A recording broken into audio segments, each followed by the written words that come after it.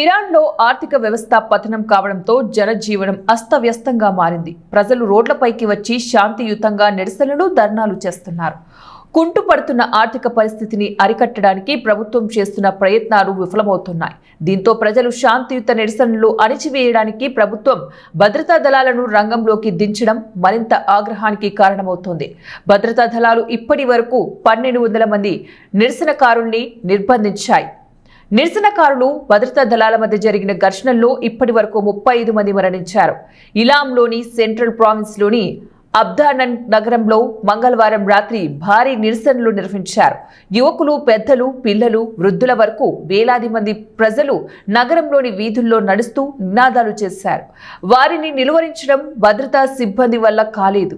Province రాజధాని ఇలాం నగరంలో నిరసనకారులను arrest చేయడానికి భద్రతా దళాలు ఇమామ్ కొమేమి హాస్పిటల్పై దాడి చేశాయి.